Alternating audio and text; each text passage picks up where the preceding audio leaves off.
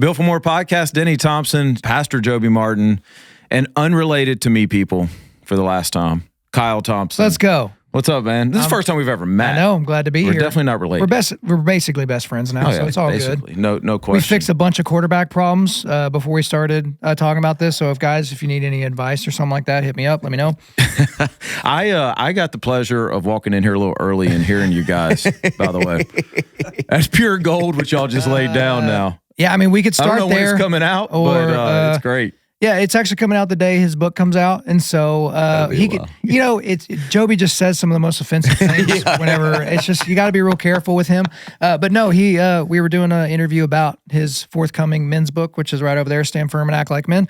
And yeah, he just he starts wheeling and dealing, and he gets all excited and gets out over his skis, and I just got to kind of bring him back a little bit. Like, hey, Pastor, chill out. You have an elder board. Yeah, you're thankful for that, right? Yeah. Well, if you don't know, Kyle is the founder of Undaunted Life, host of Undaunted Life. Top podcasts in category in the country, correct? In the world. Yeah. For Christian men, yeah.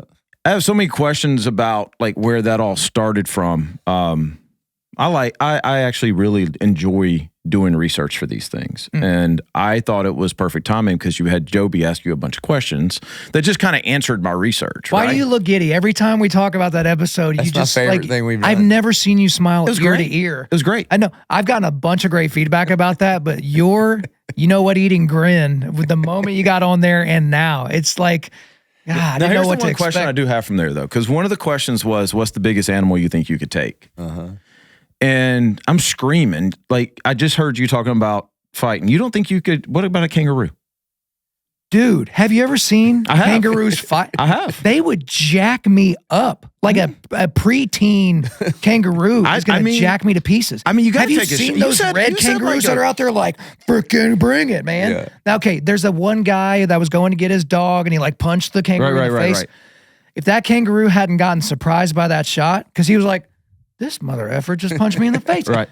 He gets smashed by that kangaroo. He gets kicked into oblivion. So if you get to pick the kangaroo, I will pick. Because I've seen some that look yoked, and then there's others that. Well, if it's anything older than prepubescent kangaroo, I'm getting smashed. I thought my answer was great. A newborn giraffe, that thing's going to be shack tall, but it doesn't even know how to walk yet. I'm choking that thing to death. The whole neck. I can choke the entire neck. Oh, no doubt. I crazy story here. I actually saw a giraffe being born. Oh, Lord. Angie made me sit there and watch it. It was at like Silver Springs or one of those random parks, and I saw it being born.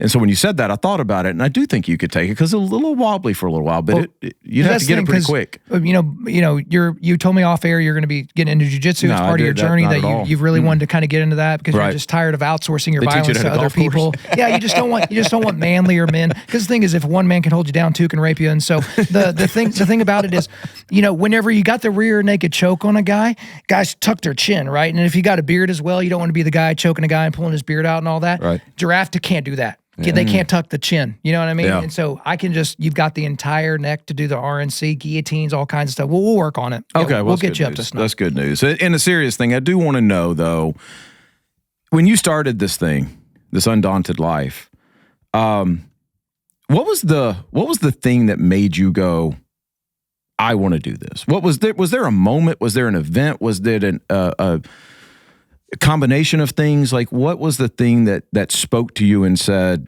this is where I want to take this? There's something, remind me after we're done recording, because there's something that I don't think it's appropriate to share publicly. It's not like offensive or anything like that, but there is kind of a moment. But for whatever reason, when I became a Christian when I was 15 years old, that's a very formative time period in a man's life, or a young man's life, because I'm 15. I'm trying to figure out what it means to be a man. Parents got divorced, so I don't get to see my dad as much. And so now it's like, okay, now I'm also a Christian. What does that mean? And so I'm trying to become a man. I'm trying to be a Christian. And then I just came to this decision because I'm 15 and I know everything, right? Those are just different things, right? Those are oil and water. Like the manly men are outside the church doing man stuff. Godly men are inside the church, like touching you when they talk to you for whatever reason and asking if they can pray for you and telling you where you can get your Dockers and all those different things. And it's just like, all right. And so I was just like, all right, I'll work on my Christian stuff over here and then I'll work on my manhood stuff over there. And then when I get into my 20s, I start really reading the Gospels for myself, and no one was discipling me. I'm just kind of like, tripping and falling my way through this whole deal. And I get to this point where I'm like, man, this Jesus dude, this Middle Eastern Jewish construction worker guy seemed pretty rough. He didn't seem to be too terribly concerned about the things he said, offending people, and, seemed rather incendiary. And he cleared the temple. That seemed rather violent and unchristlike and all these different things. So I kind of changed my paradigm for what a godly Christian man was. And then it was like, oh my gosh, there's going to be a bunch of tough dudes, right? Athletes, guys with cauliflower ear, LEO guys, military guys. They're going to walk in to church, see a bunch of frumpy, doughy dudes and be like, yeah, this isn't for me, and walk out. And again, I'm early in my faith. I don't really know how the Holy Spirit really works and, where faith comes from and, all the gift of salvation, all that kind of stuff. But I was just like terrified that men were going to be just turned off by the modern version of westernized Christianity as just being this pacifistic, pansy, panty waist nonsense. And it's like, who wants to be a part of that? So I started, Wild at Heart came out in 2001. I read that pretty early, kind of got some language around it. I read Why Men Hate Going to Church, got some language around that. Helped start some men's ministries, but they kind of went the 501c3 route, and they would have to have a committee meeting if they wanted to change the font on the PowerPoint. And I'm like, guys, we got to run, we got to go. And it was just more kind of go along to get along type guys. They just didn't want to storm the gates of hell very much. And, it all started with a devotional that I wrote for the YouVersion Bible app because I was reading. So my church that I was attending at the time was the church that invented the YouVersion app. And I was talking to one of the pastors, and I was like, man, these men's devotionals are garbage. He's like, what do you mean? I'm like, they're women's devotionals. They're just repackaged for men, right? It's like, I know the language enough. Like, this isn't any good. Challenged me to write one, wrote a devotional, forgot about it, became like the second most read men's devotional, only behind, the lead pastor who, had the app invented. And I was like, okay, there's something to the way I'm talking about this that guys are finding palatable and being offended by, which, shock of all shocks is kind of my thing. But, I just decided to lean into it, and I just leaned into a different medium, and that's how the podcast began. But dude, there was no illusions that it would become what it is now, that I would form such great partnerships with, actual ministries that have to give an account to God someday for what they're doing and who they talk to. So he made, you're probably gonna have to answer for what I said earlier on a previous recording, but that's just the thing, is just an overwhelming burden for men. And just a terror, like an internal terror that guys weren't getting the right picture. So this question is really for both of you guys. Is it's one thing to say, all right, I'm going to go that route. I'm going to go do this. But I think where people get stuck is then they hear themselves talk, right? They may record one, and then they hear themselves talk, and then all of a sudden it kind of hits them like, wait, who am I? Who am I to be talking about this stuff? Why do I have this voice, and why should I have this voice, and why should anybody listen to me? Yeah, they call that imposter syndrome. Yep. Like when you find yourself in a seat and you begin to believe the lie from the enemy that you don't belong there. The thing that gets me through it is this was not my idea to begin with. My idea is I was going to go to med school and I was going to be a doctor so I could be rich and respected, And other people put their finger in my chest and said, I think you should teach the Bible. First time I ever did it, I was at camp. Coach Lee made me go preach. I did it. And he said, when you teach the Bible, I see two things happen. I see them come alive. I see you come alive. When we planted the church, this was Pastor Jerry's idea. He was like, I think you should not just be a student pastor, which being a youth pastor is great. But he's like, I think, he didn't say the words, but I think you're built for more. Mm-hmm. And I was thinking about this, Denny, yesterday or something. I think we should ask people like, hey, what's your built for more story? Because every single person that we invite to be here at some point was doing something, and then God said, I have more. Yep. And a big part of that for me, so yeah, I'm 19 years old. I just got accepted into maybe 20. I just got accepted into med school, feel called to ministry. I don't do that. I go to the ministry route. I do student ministry for 15 years. And then there was more that I didn't realize the Lord had for me, which was to plant 1122. And I actually had to lay down something good, a good, vibrant student ministry in order to step into the more. And because I know this whole thing was not my idea, I feel like it was God's idea, and some men in authority over me confirmed that. That's why, with confidence, I can sit in the seat I sit in, you know? Yeah. So I want to hear that for you, because I haven't, as much as we've hung out, like, what was that built for more moment when you decided? Because I know you went to school on scholarship because you're a smarty pants, and I know you graduated top of your class, and I know you kind of like bounced around but couldn't find your groove in a career. And then at some point, you push all that aside, all the security of a 401k and a real job, and you say, I'm going to start a podcast for men to push back darkness.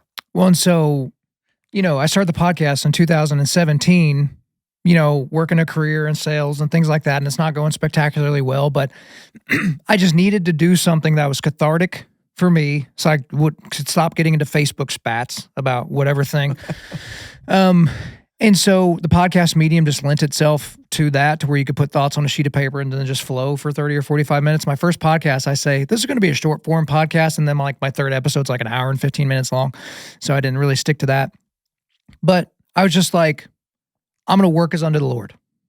And if I never have more than a dozen listeners that don't know that live outside of my house, that's just what I'm going to do. It's so what John Tyson talked about recently during Saturated, where he's like, he would go into the butcher shop and he would dedicate his, butcher, knives and all those things to the Lord and say, God, if you're the only one that sees my cuts today, then let that be enough. And I'm going to work as unto you. And so I would approach, like, I'm so binary in my thinking. Like, I don't have gears really, right? So, which makes me kind of a doser. You can only take me in small doses sometimes if you're not really into my personality. Doser. It's either awake or not. Yeah, so it's like there's park and then there's sixth gear, right? Pedal to the metal. And so when I was doing these podcasts, I would prepare like my life depended on it. Mm-hmm. You talk about how you like preparing for the podcast and things like that.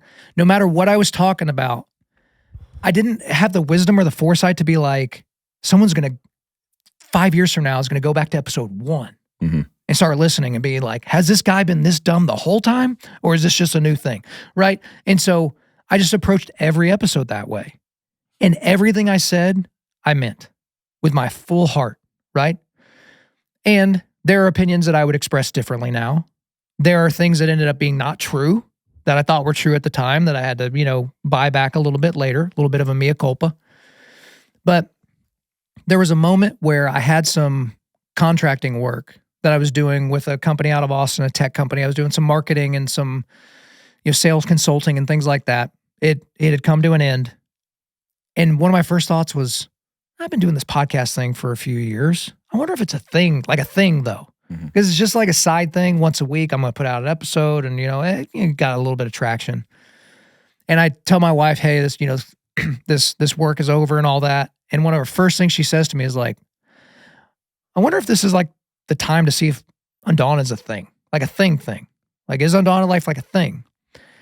And so we kind of decided collectively, like, not burn the ships. Like, we didn't sell our house and sell all our possessions and sell our dog just to, start this thing. But it's like, all right, well, let's give this a go. And we just kept getting a little bit more momentum, a little bit more notoriety. And then I went on the Unashamed podcast with the Robertsons for the first time. I was invited to come down there. I can't even remember it. Oh, wait. Taya Kyle, Chris Kyle's widow. Oh, yeah. Dude, okay. I didn't really think about it until you asked.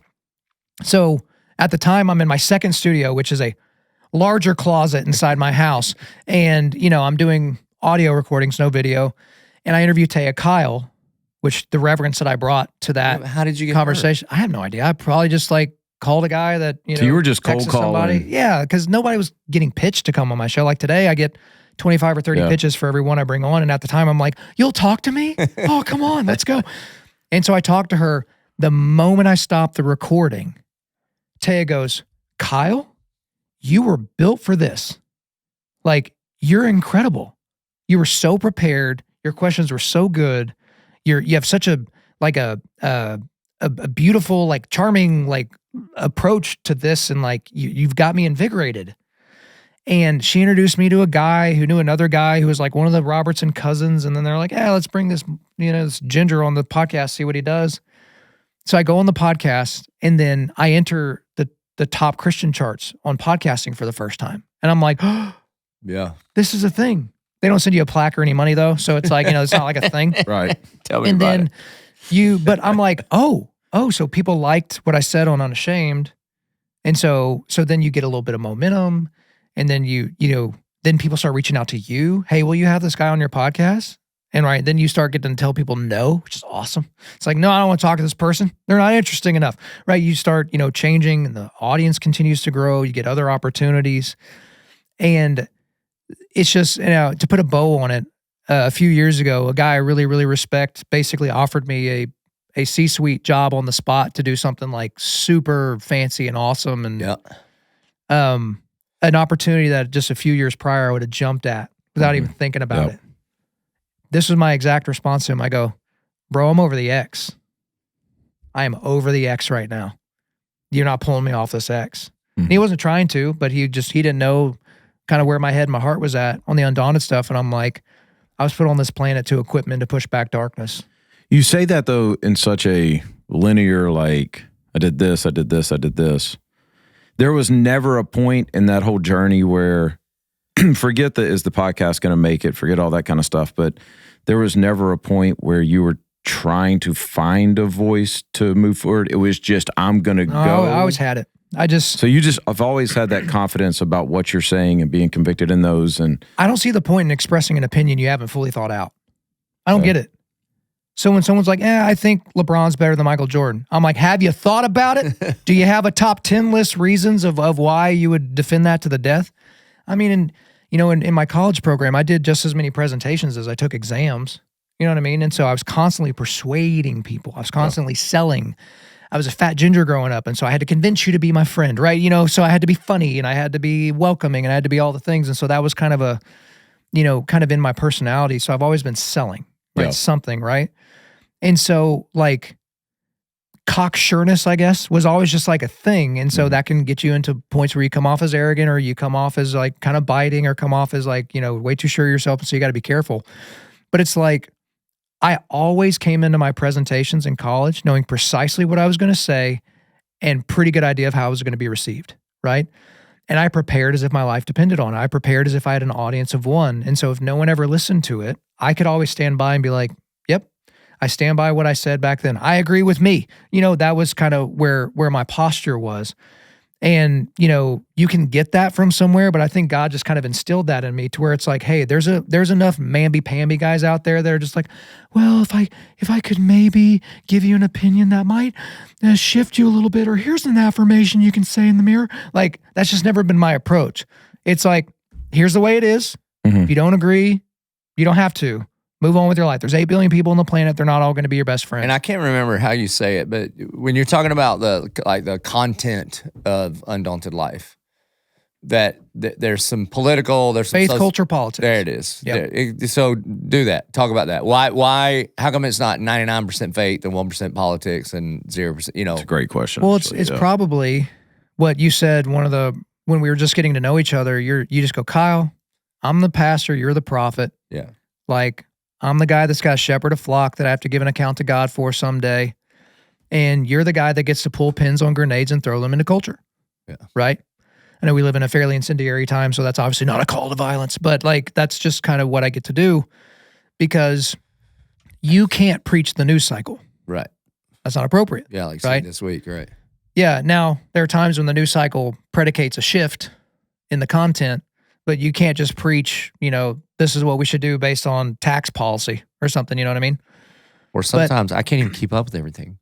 Like on Wednesday when I'm kicking off Saturated and I'm praying for the family of Charlie Kirk and that poor girl on the bus in Charlotte. And there was a school shooting that day. And then I walked off stage and somebody told me about 3 more things. So I'm like, I'm sorry. Yeah. We're trying to praise God and pray for everything we know about, but you can't even keep up. You know what I mean? So anyway, you do keep up though. Like I'm trying to help people. I'm trying to help men know how to think about things. Okay. And I'm not really into polite suggestions very much. And so if I'm going to equip men to push back darkness, I have to be in dark places, right? I can't just run. This isn't a dig, but I can't just run to the woods and prep my sermon, right? Sure. Because that's what you were put on this planet to do. I was put on this planet to wade into dark areas to help you understand how to push it back. And so there's darkness in the world of faith, culture, and politics. Not always in that order, not always a third, and a third. But we have to approach it in the way, because so many guys would message me, man. They're like, hey, my pastor won't talk about this, transgenderism. My pastor won't talk about abortion. My pastor won't talk about left-leaning colleges, corrupting the minds of whatever, the youths. Like, what am I supposed to think about this? So that's whenever I, started adding more news stuff, quick hitters to my podcast, where I'm like, okay, here's a few things. Here's how we should think about it. And again, it's just from my perspective, but I'm very clear about, hey, there are things that are true, and then there are things that are untrue. And then there are opinions you like and opinions you don't like. But an opinion can't be proven wrong or right, because it's in the world of opinion. It's completely subjective.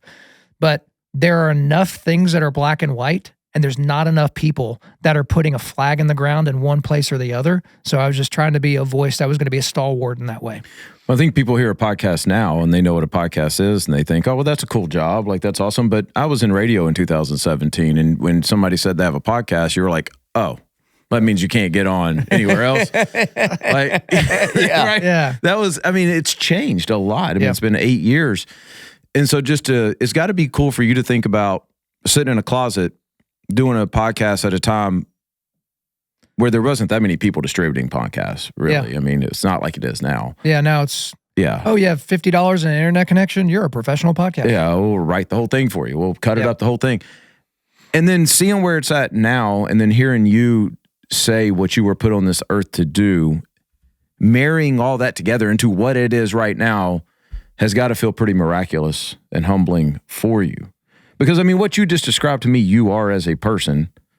If I didn't know you did a podcast, I wouldn't say you do a podcast. I'd be like, oh, he's like in the woods somewhere, like fighting off. You know what I mean? Like, I wouldn't think of you sitting there and using that platform. But that's the platform that you used and God put in front of you, and now it's been hugely successful, and probably don't even have a number of the number of lives that you've affected from that. When it's weird because, I never thought I would be doing something where I would like get recognized. It's just a weird thing.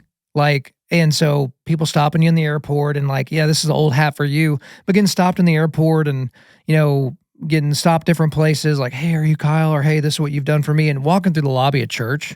If I'm ever having a bad day, I'm just going to fly to Jacksonville and just walk through the lobby. You probably get more here than your own Oh church. my gosh. Dude, well, I gave him crap forever because I always look at, if every couple of months I'll look at my stats, and I would always look at my top 5 cities, and Jacksonville was never in. I was like, what is wrong with your people? But now Jacksonville is like a solid top 5 city. So shout out Dallas, shout out, San Antonio, Denver, and Jacksonville, and wherever else. But the thing about it is that it's weird to say the motivations of like, that's why I do it. If I can help change one life, that's like, I'm not poetic like that. I was like, you dedicate your whole life to changing one life. It's like, man, that might be a little bit of a waste. Like maybe there's a better use of your time where you could have a larger impact. But the point was never notoriety, I guess. Mm-hmm. It was never, I'm going to be podcast famous, whatever that is, right? I'm going to be Christian famous, whatever that is. I'm going to be a blue checkmark Christian. Like it was never the motivation. It was, how can I positively impact as many men as possible to equip them to be able to push back darkness in their world, right? Because it's one thing if you listen to me and then don't do it, don't do the stuff I tell you to do. But if you change your household and then that impacts your congregation, that impacts your neighborhood and your city, and like we're talking revival now, right? Yep. And you don't run it all the way back and be like, it's because of what Kyle said. It's just like, no, Kyle just stood on the shoulders of giants and said the same crap that people have been saying in memoriam, saying, follow me as I follow the Lord, and actually start doing it. And that's the problem that I feel like most pastors and most ministries ran into. It's a lot of philosophizing, a lot of good ideas, and not like, hey, when are you going to start doing this? Mm-hmm. Right? When I get there to some people, like one of my good friends that is on the forging table, I'm in his backyard. He's about 5'8". He'd gotten to about 260. And we're sitting in his back porch. I'm like, brother, you're fat. I don't want you to die. You got 3 kids. When are you going to fix this? Oh, he tried to joke his way out of it. I'm like, this isn't funny to me, man. Like, you're not an athlete, but that doesn't mean you have to be a slob. Mm-hmm. And people are like, that's so mean. That's so judgmental. It's like, and he's 40 pounds down and on his way to his fighting weight. You know what I mean? And that's like, but it's like, Christians, you talked about this in the book, man. It's just like we think we have to check our testicles at the door. We think that men can't put their fingers in each other's chests, and we don't deputize men to be able to pick us up by the scruff of our shirt and say, you're not going to do that anymore. This is how we're going to go. So I'm scrolling through. I've known you for 4 years or something, and Please tell me you're not going through our old text messages. no, I'm going through all of your original podcasts. Oh boy, here we go. Let's go. So like I'm up to number 86, and I think you've only had 2 guests. So Taya was No. So my first guest was episode 100, Eddie Penny. Oh, so you're just talking about these other people? Oh yeah, every 1 through 99 was just me talking about a singular topic. No quick hitters, no interviews, no nothing. All right, that's what I'm bringing it up. So now your menu, the Undaunted Life menu, so correct me. So there's typically like 2 guests, they almost have like, it's usually books or maybe they made a movie or something like that. But, it'd be whatever. And then you weave in what you call the quick hitters, but it's still an hour. It's quick on about 20 different things. Yeah. It's usually half of it on one thing. Yeah. And then it's just like one big topic and then a bunch of stuff I got to talk about in just a couple minutes. Okay. And then there's also the forging table. So he and 3 of his buddies sit around a table like this and just do Bible study and film it, which is really great. That's fantastic. One of the things is just to show men how to do Bible study by non-professionals. Yeah, it's just what like the Unashamed guys taught us. I listen to it all the time as like research because I'm like, okay, they're not just normal dudes. These are guys that are really in. I mean, who's going to show up and do a Bible study? Right. You know what I mean? Right. So, but it helps me because sometimes they'll read a text and I'll be like, oh, that's how y'all say it. So there's average working guys that love Jesus and read their Bibles. Okay, so you got that. Then me and you do Ask a Pastor once a month. Once a month. And then you have basically Ask a Senator. Yeah, from the Senate with Mark Wayne Mullen. Mark Wayne Mullen, the guy, he's on Fox News every other day. Yep. He's on there once a month. Okay. Is that it? Oh, and then you've got Dominion. He said, is that it? Yeah. I know. And then we got Daily Blade now, so that's like a... Oh, yeah. Well, yeah. So then adjacent. he's got Dominion. So this is like for guys that really want to go extra. Be like, okay, I don't want to just listen. I want to participate. And it's really resilience with the Shema is really the kind of the lens by which these guys are being trained, heart, soul, mind, and strength. You use different words, but that's what it is. Yeah, and then the Daily Blade, which was his idea, the Bible study thing that we do 5 minutes a day. Fantastic. That's his. He called me. He's like, I got an idea. Will you do it? And I was like, honestly, to talk about the Bible for 5 minutes might be the easiest thing I've ever been asked to do in my life. You know what I mean? So, so you went from once a week talking about whatever you wanted to talk about for 45 minutes to an hour to now, that's a pretty big menu of things. Yeah, and so it's, it's either 2 interviews a week and then forging table, or it's a solo and that. And so, but here's the thing. The forging table was a selfish idea because I don't know if you know this, he does. This would have been 3 years ago, I think. I get to the end of the year and I am so proud of myself. I read 54 books for the podcast. Look at me. I am a genius. Who wants to touch me? Right? And then I go, oh my gosh, have I read 54 pages of the Bible this year? I definitely haven't read 54 chapters. Oh no. Yeah. I got to do something. And so I don't know how forging table became an idea, but I was like, okay, it's Unashamed. The guys, they just sit around the table and talk about the Bible. Maybe I can do that. Let me pitch the idea to a bunch of guys. Hey, they think it's cool. Hey, well, let's come up with a name. Okay, we're forging spiritual resilience. We're doing it at a table, the forging table. Oh, okay, let's call it that. And then it's like, okay, let's just record some and see if it works out. Before we even recorded the first forging table episode, I text all those guys and I say, this is just what we do now. They're like, what do you mean? I'm like, the amount of prep, because again, I got to prep. I'm highly conscientious, right? 99 out of 100 in conscientiousness. I prepped so hard so I didn't sound like a moron on a podcast, but it was so edifying. Especially doing Bible study. For my spirit, right? And so I've told the guys, I'm like, if I stop doing interviews and stop doing solo episodes, the forging table doesn't stop. Doesn't stop. And right now we're going through Romans. And we're approaching Romans differently than we've approached every other book of the Bible that we've done, because we've done Nehemiah, we've done Acts, we've done Matthew, we've done, 1st and 2nd Timothy, we've done some Psalms and Proverbs. I was like, hey, with Romans, let's just hit record and just see how far we get in an hour. And let's just take every rabbit trail, let's dig down deep. And it took us 2.5 hours to get past Romans 1:1. We got from Romans 1:1 to Romans 1:7 in 4 hours. We just recorded the 12th episode of Romans. We just wrapped chapter 1 in 12 hours. Jeez. But I got a gang of dudes. And you I got also my bring starting guests line. now too. I mean, like Matt Chandler was at least on the first 4. You were the first guest. Yeah. Matt Chandler's done it a couple of times. Terry Fakes, Jay Reisner, the executive pastor of my personal church back in Edmond, Oklahoma, Faith Bible Church. And so cool. it's just like when I get an idea, I think like my audience. Would they like this? Would they appreciate this? And then sometimes good ideas end up being great ideas. And it's like, okay, but where do ideas come from? God, Satan, or me? And so if they're ideas that grow the kingdom, I'm just going to go ahead and assume it's not the latter two, and that God had something to do with the idea, and He is blessing all over it. It's interesting because, well, first off, I believe that it's taking all that long for the Romans because I got here on time. Y'all run a little bit late. And I'm sitting there for like 20 minutes, and then I hear Kyle go, and then, in chapter 2, and I'm like, wait, what? Yeah, that's a problem. We're going to be here for a minute. I text our guys, I'm like, yeah, y'all can stay out there for a little while. But the thing that I started for the same reason. Tell your story. This is incredible, man. The whole reason that I started this, I hit Joby up and said, hey, do you want to do this? And shockingly, he said yes. Yeah, but you were saturated years ago, right? Yeah, I'm going to get to that Okay. because I also heard something else y'all were talking about that I'm going to, and the whole reason I did it was to get kind of like what you're saying as accountability for going through the Bible is I wanted an hour with Joby. And I know if I call Joby and be like, hey, dude, I'm going to try to get an hour a week. And it's it ain't going to expensive. happen. I don't know if you guys have paid for an hour with Joe. It's a lot. It's a lot of American dollars, gold bars. And it has truly changed my life. Now, with that being said, the way that this thing came up was something that I piggybacked off of that you were talking about was worship music.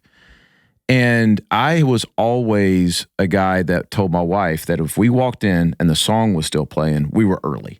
Like, I want to walk in, I want Joby walking up, preaching, and then I'm out, right? Like, Best case scenario. Yes, absolutely. Like, we're driving here, and I'm like, Angie, they start music at 9. It's like the movies, Yeah. right? Like, I'm not I don't here. want the previews. Yeah, I'm not here for the previews. I'm here to see Joby. We'll get there at 9:25, right?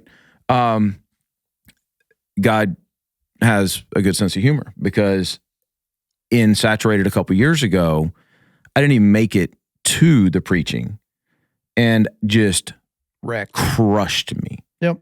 Crushed me in a song. Like, got chill bumps and a tattoo to show for it. Yep. And it was the most crystal clear I've ever heard God communicating, however you want to say that to me, with me, right? And didn't move. Still don't even know who the speaker was. And funny enough, he was speaking about worship music. Oh, wow. I still don't know who he was. Sorry, whoever it is.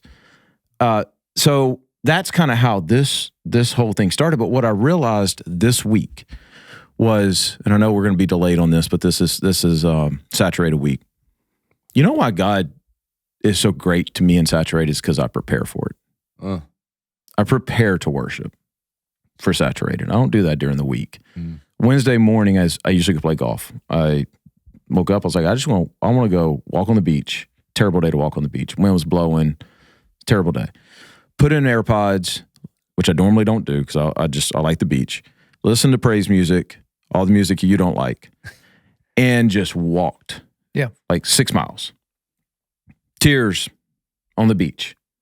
And then it just hit me like I have become so accustomed of hearing from God at Saturated during worship music that it was like, I want to prepare my heart so that I don't miss anything, right? Like I don't miss a thing when he talks to me.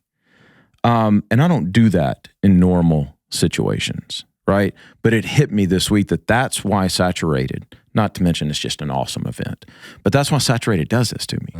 And it just, man, light bulb off. Light bulb just came off. So I'm going to disagree with you on your worship music. That's okay. You can be wrong. Yeah, I mean, I got. I don't think he is. I think he's right. Yeah, That's sure. all right. You'll grow up one day. Oh, you grew up someday. Yeah, bring that banjo in and I'll get a little bit closer. Banjos We'll are do it. breakdowns. But We had banjo. We had a banjo. We've a had it couple years sometimes. ago. Yeah, we work. Yeah. So he reached out to me and was like, "Hey, I got this podcast idea," and I was like, "I'm in." And he was like, "Well, you You're a saying great no?" salesman. Let's go. It took about 1 second.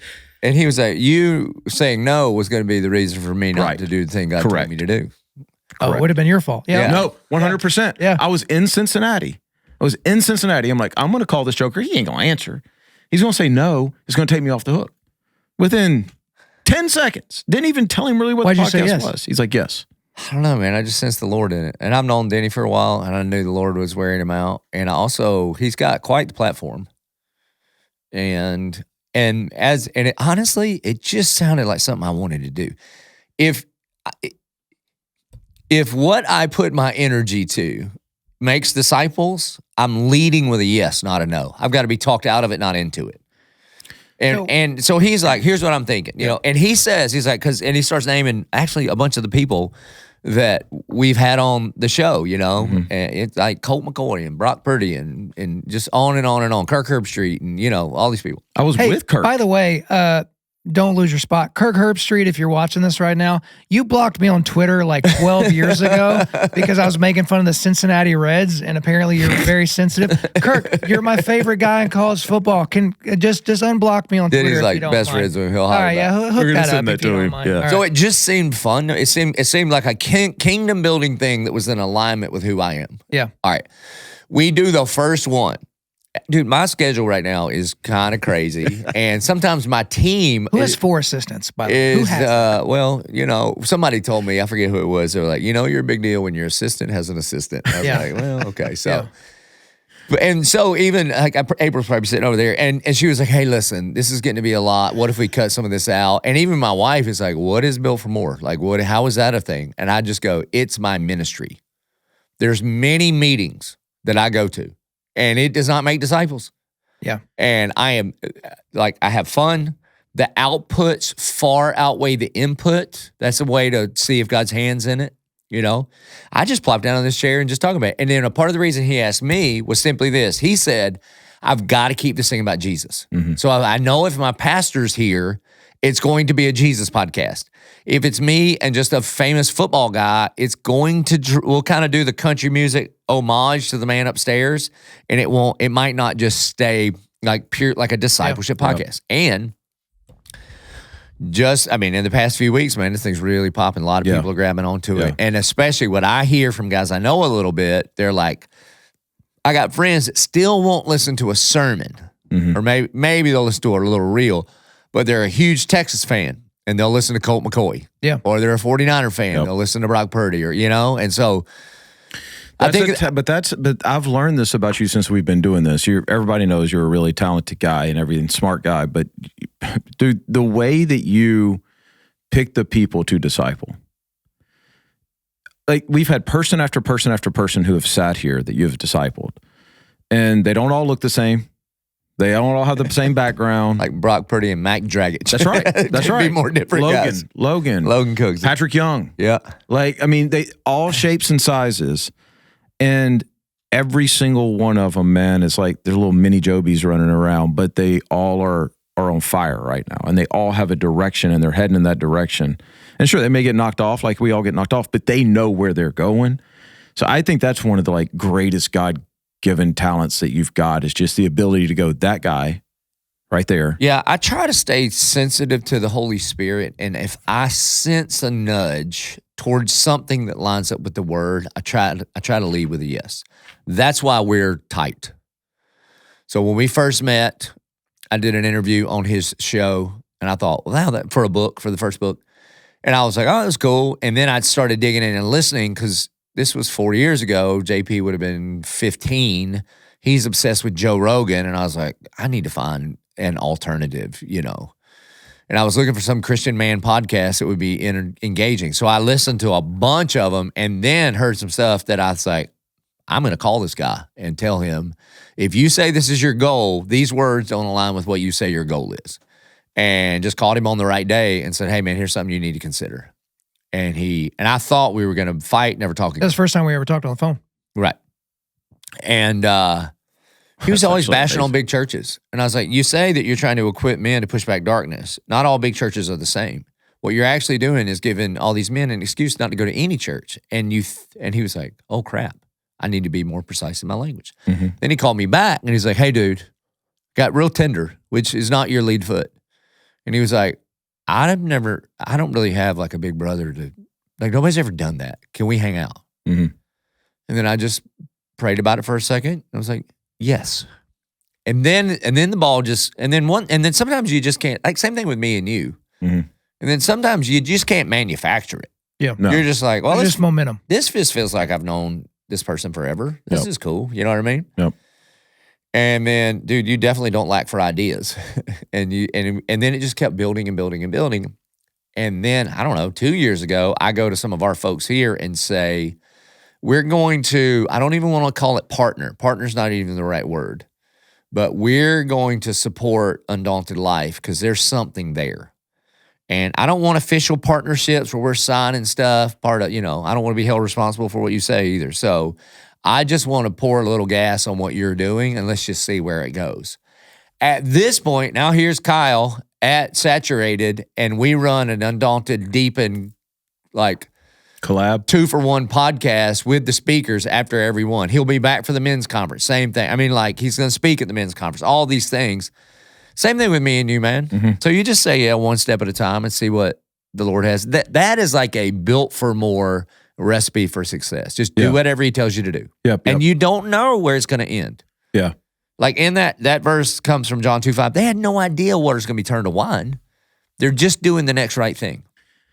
Yeah, I think where I'm going with this, really from the podcast perspective, is both of you guys do such a good job with this too, is a lot of times you can do a podcast and it becomes about you, right? People are almost like, I'm a fan of Kyle. I'm a fan of Joby. It's fine. However, they got to listen, right? Do you guys ever worry about that though? Do you guys ever worry about like... I warn against it. I tell guys all the time. No, forget about other people. I'm saying you, inside you. Like, I want to make sure that anything that I say in this microphone, when I'm in here, and really all the time, is God speaking. So a lot of football listeners to this podcast, I heard a story about Tom Brady, who I hate. Just kidding. I'm a Peyton Manning guy, and so Tom Brady just kept dragging his nuts all over the Colts for like a decade, and so Tom Brady's in Tampa Bay, right? He can't win without Belichick. Everybody knows that. They make it to the Super Bowl. The 2 weeks prior to the Super Bowl, and I forget who said this. It may have been like an offensive lineman or something like that. It's Josh Wells. And okay, okay, that's right. All right, so the first week of practice for the Super Bowl, Tom is like, he's a tyrant. Mm-hmm. He's terrible. And everyone's like terrified of the guy with, however many 5-6 Super Bowl rings at the time. And then the second week of practice, he was chill, joking around, doing all that. And he's like, hey man, what's with the change? He's like, preparation's done. We're going to win this game. This game will be over by halftime.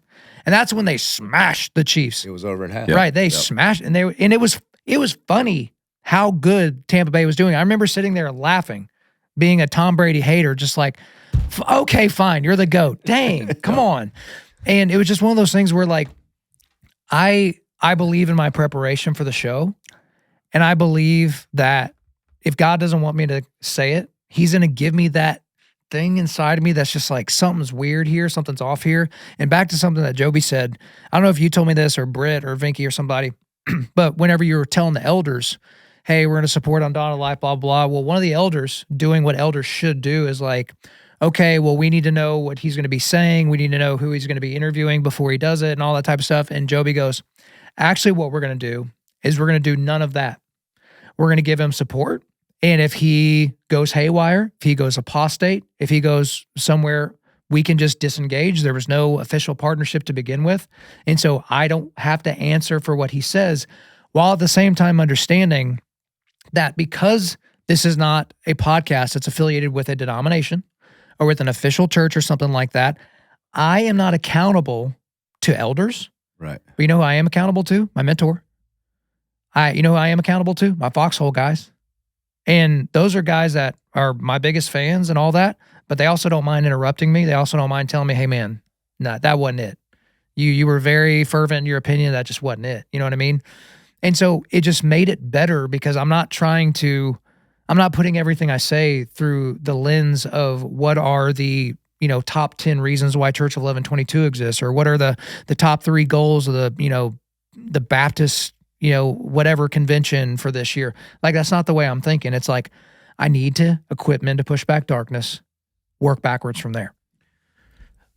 two things. One, I think we've all gotten here by not following rules.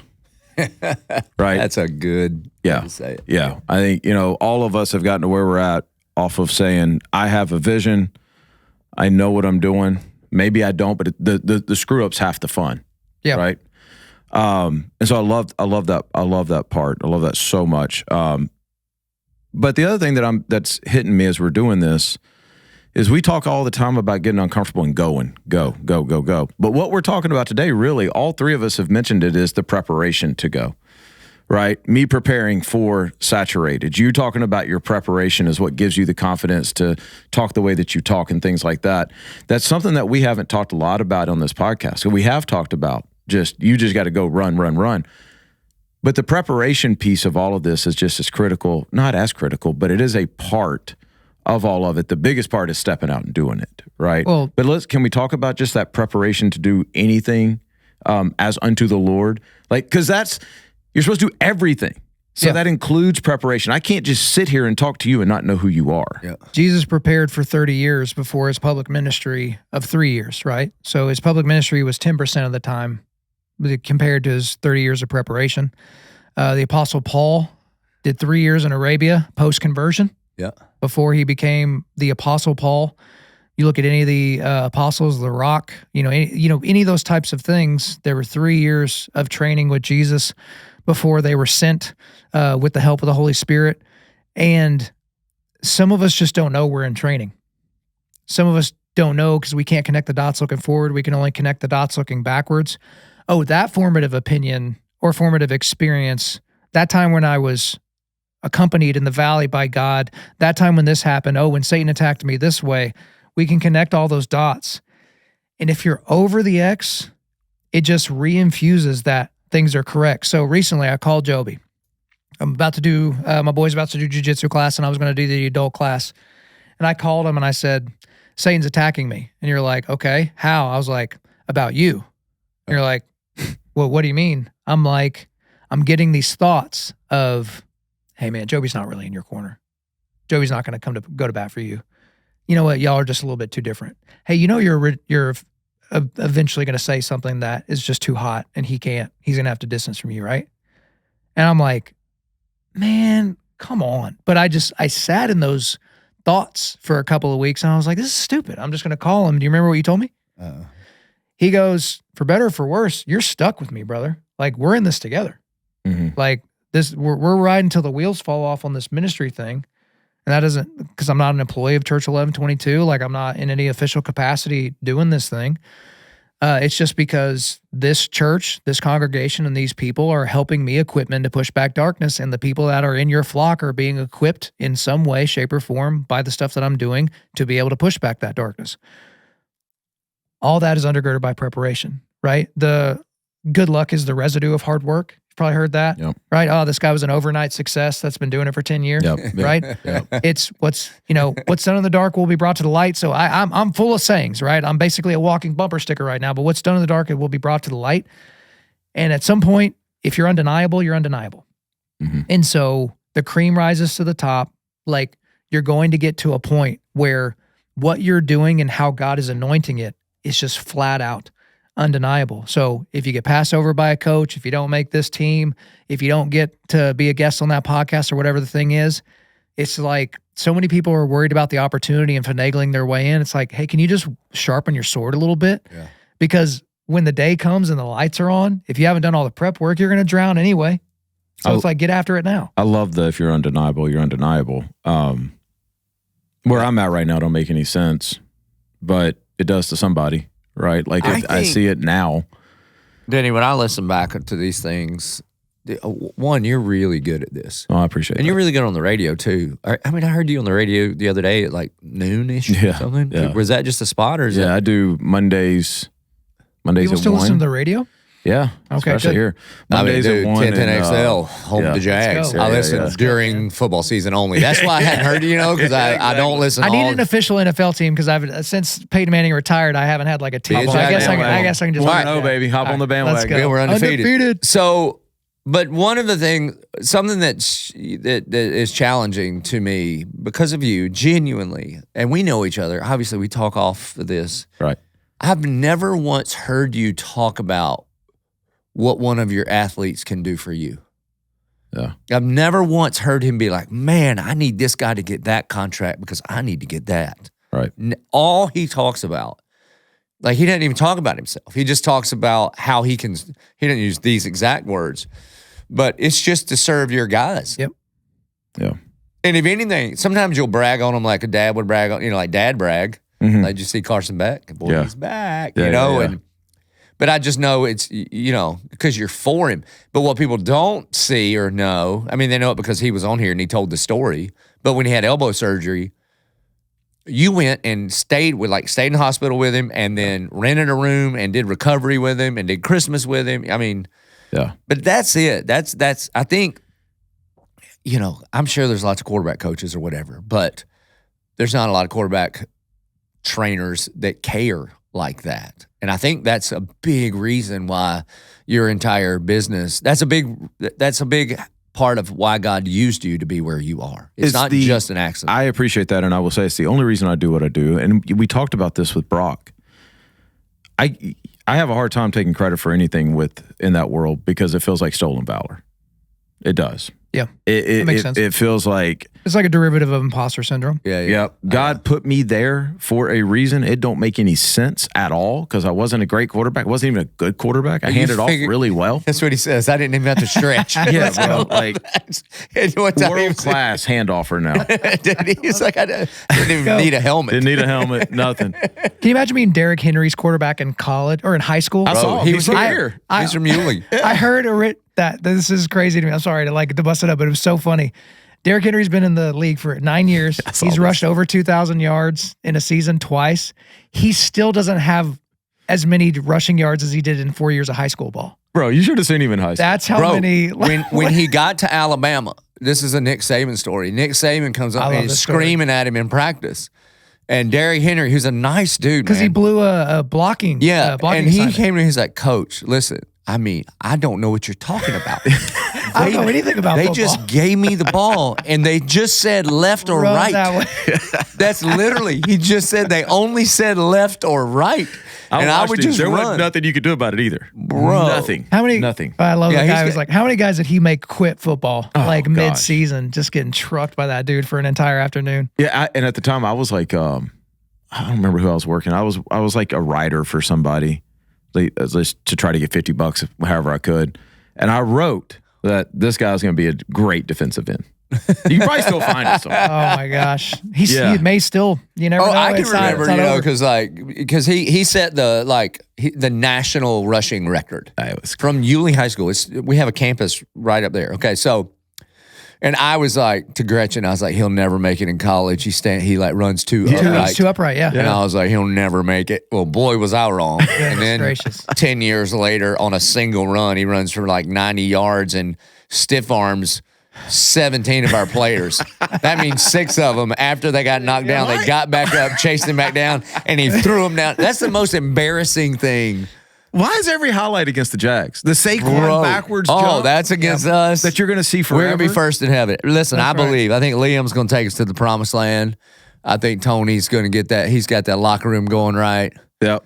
Bro, hey, we're undefeated. Well, I don't know how we got from stolen valor That's to a my full Jags fault because report, I but got love no. it. We were talking. You were a great handoffer. That's kind of what you were talking about. So I was thinking about Derrick Henry. The point is, like, I do think you get to things in your life. You talked about being over the X, right? Like, I'm doing what God wants me to do. I didn't know I was doing what God wants me to do at the time, but it just started stacking and stacking and stacking and not making a whole lot of sense. And I just want to work harder and harder and harder because it's like, I have to. I'm not that talented. I have to outwork everybody. So, all right. So I want to ask you all basically the same question. So who was your first big guest? Taya? Is that her name? Or I mean, Eddie Penny has a big profile, but yeah, we'll say Taya Kyle. and then who was your first big quarterback? Significant. It's a great question. And how? Yeah. Well, okay. So for me, I think I had a young group, like 9th graders, Carson Beck, Anthony Richardson, a guy named Jeff Sims, were my 2:00 Sunday group. Oh, so you had them young and they turned out to be... I thought this is the easiest job in the world. This is what this is, these three jokers.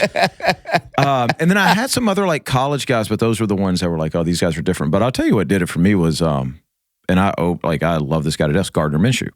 When Gardner came here, we met and he's just like, you're my guy. And he'd come over there. Facility was right across the street. We would train. We became very, very close. I would go down to Did he train Naples. in jean shorts? No, but he had some wild training outfits, bro. Like that's for all fair. Yeah, Okay. I have to tell you that. But I mean, he parked his bus right there, like, and just would sleep. Right, I mean, he lived in an old like prison bus like type thing. Of course he did. That type of guy, right? And he was probably the one that everybody went, oh, wait, now he's working out with that guy. And then from there, it just kind of went, yeah. And then how did you start stacking up? All right, so legitimately, how many people do you get pitched in a month for a month? You're going to do 6 or 8.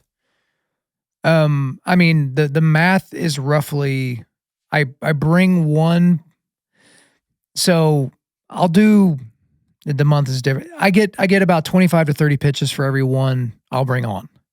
And so when I get a pitch, So 250 pitches for a month. Well, that equals out into these are the people that are coming out for. Yeah. well, and I'll get a pitch, and like, it's back when I was like looking at scholarship applications when I was working in the president's office at the University of Central Oklahoma. I'm looking for any reason to say no. I'm not looking for a single reason to say yes. Got it. Because I've got a pile, right? So if you didn't capitalize your name, like the first letter of your name, you're out. You're dumb. Get out of here. You're too dumb to talk to. And so like, it's kind of the same thing. Like, if you don't say my name in the pitch, hello, Undaunted Life, a man's podcast, that's a no. It's flat out no. And then like if the pitch isn't unique enough, because I get enough pitches from, here's a men's ministry guy that teaches guys how to be the man God called him to be. I'm like, that's a pretty quick no as well. Because it's like, if you were better at your job, I wouldn't have to do mine. Yeah. Right? But at this point, it's like, I have to think like my audience. I have to bring a unique person to them. And I've kind of stopped chasing people. Like, I've got a list of names of people that, man, if I could get this person on the show somehow, like, that'd be awesome. Yeah. But, for the most part, it's just like, How'd you get Wesley Huff? I had to call in a favor. So there is a pastor who I will not name, but I've had sitting United States senators, multiple time #1 New York Times bestsellers. I've had, some fairly significant people. I've never been canceled on more than twice or rescheduled, right? This pastor canceled on me 5 times. And I think 4 of those times was day of. So, and this is early, got to get a babysitter. Like, I'm in the studio, I'm prepped, I'm ready to go. I did my hair, like it's game time, right? And the last time, and his assistant tried to reschedule, and I go, ma'am, he can't do much more at this point to tell me he does not want to come on this show, right, and that he has no interest in clearing his schedule to do this, that it's just not important to him. I have no interest in rescheduling this interview. Well, one of his assistants or one of his guys that he works with in his ministry, one of his associate pastors, is a huge fan of our show, right? Loves Christian metal, things like that. And I knew that he knew Wes Huff. And so when Wes Huff started to blow up, this is before he was doing Joe Rogan, I call this guy and I'm like, bro, I'm cashing in a favor. Your pastor sucks, and you're going to help even the score. And so you're going to introduce me to Wes Huff. And he goes, you got it. I'll call him. And then Wes Huff called me. We set it up. I tried to get him to come here to do an interview at this table. Oh, that's right. And he's just like, well, I'm free December of 2027 if you would like to do it in person. But if it's going to be digital, I can do it next week, like at 10 a.m. on Tuesday. I was like, did you book both of them? Taken. No, I didn't book this one. I figured, Go ahead and book the other one. Yeah, he's still radically out of control, but hey, maybe bring him in for Saturated. Yeah. So where were you getting to with that? Because I think about how many people do you turn down now? Were you going somewhere with that? Yeah, you guys started with, why would anybody go on your podcast? Why would anybody have you train them as a quarterback? Well, and that's where I thought you were like, you're unproven. Yep. And today, 250 a month, that shakes down into 6 to 8 people. And I'm watching the national championship a couple of years ago when Georgia's beating TCU so bad. Listen, the Bible says God approaches the proud. You ain't never met nothing more proud than a Texas Christian. I can tell you that, right? And so Kirk is trying to figure out something. And he's talking about Denny Thompson. He's talking about, bro, I'm going to tell you, he uses the phrase quarterback whisper out of Jacksonville, and he's just talking about Denny. And I'm like, hey, man, are you listening? He's like, I'm here. What is he saying? Well, I thought you were going there. Can I add something to that? I mean, you went, okay, so you Let went. me tell you how God worked with me on that, because this is crazy. He brought two guys into my life that I work with that seemingly would be competitors, right? So I had a guy named Will Hewlett, who is one of my closest friends, who moved in from Texas. I think the best quarterback trainer on the planet. He wanted to move to Jacksonville. So we get in touch, and I'm like, okay, well, this is going to be bad. Like, this guy's better than I am. He's moved in my backyard. Not at all. Not at all. Like, he came in, there was no competition. We got to know each other. Then we met another guy named Dr. Gormley, who turns out to be also from Jacksonville, the main physical therapist that exists today for like arm injuries. And he was sitting right here in Jacksonville. Wow. And somehow 3 people who should have been competitors came together with the right outlook.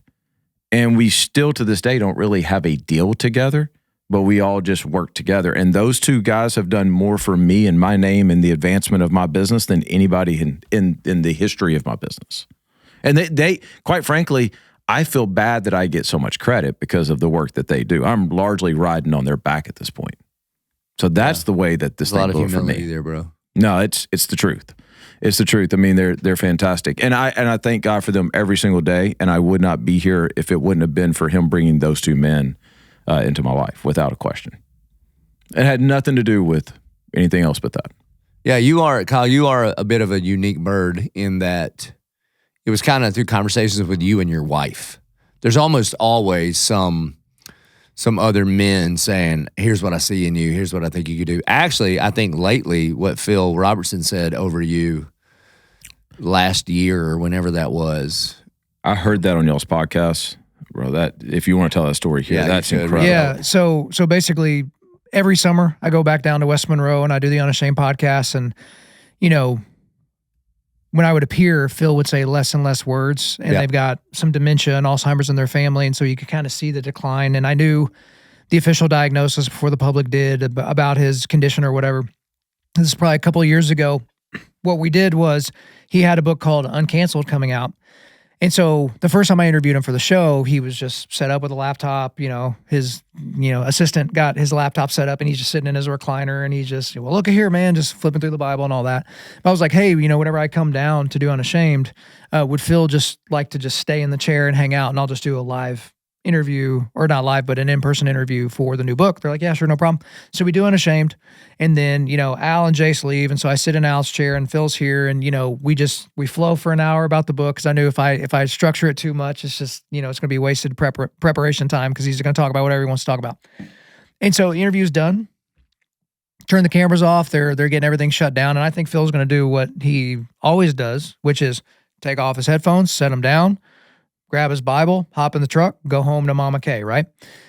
Well, he takes his headphones off, sets them down. He walks around the table, and I'm standing where Joby's sitting right now, and he gets right in front of me, and he goes, no matter what, son, you keep going. You were built to do this. Like, men need you. I'm with you. I love you. And I was just like, wow. Like, oh, okay. And the impact that has on me, we talk about tethers and being like attached to things and whatever. When I get, because I'm very pessimistic, I'm drawn to the negative, right?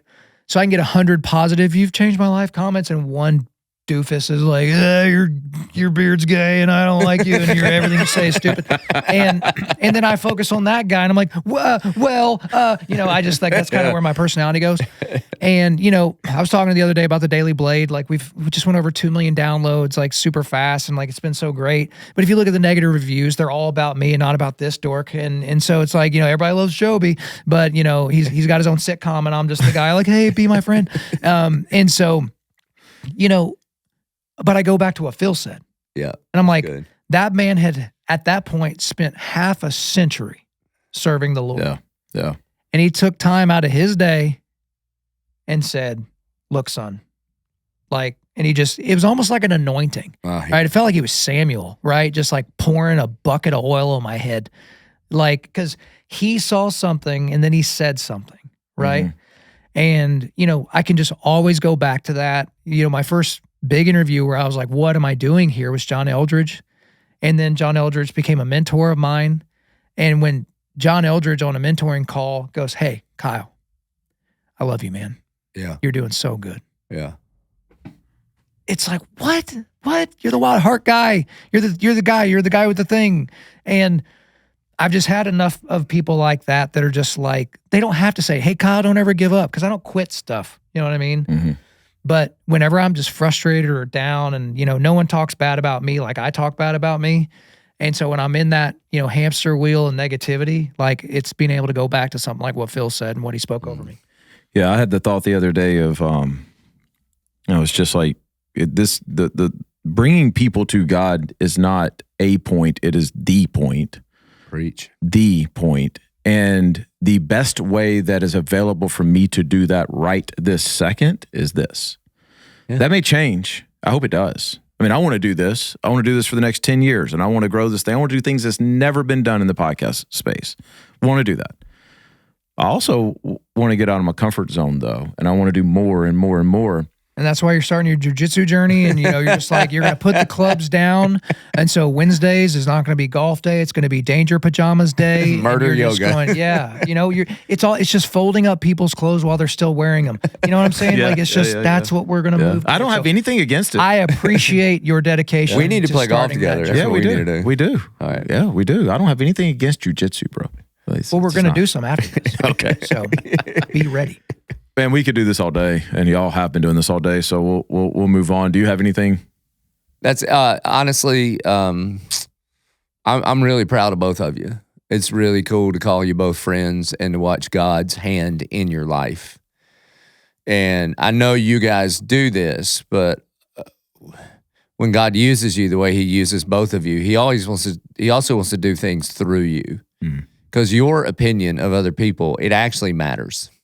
Just like Phil spoke over you, bro, there's a bunch of quarterbacks out there, and they're looking for your affirmation. And God can speak some real words of encouragement through you because of the platform you have. In way more areas of their life than just football. And the same with you. I mean, I know you've got the Dominion program, and so you have formalized that. But just like some significant people in our life have spoken life into us, may we always be men that are looking for that opportunity to speak life into some other men. Amen. That's good, and I appreciate that. No, we could sit here all day. We should do this more often, actually. Yeah. We should definitely do it. I'm back next month. Yeah. Well, let's do it. Let's do it again. Yeah, seriously. Yeah. Thank you guys for listening. Built for More, Denny Thompson, Pastor Joby Martin, Kyle Thompson. Make sure you go check out Undaunted Life, right? Yeah, man, it's a dumb website, but undaunted.com was taken by some Polaroid photographer that hasn't updated his website in about 20 years, but www.undaunted.life. There you go. Appreciate it. Y'all have a great week.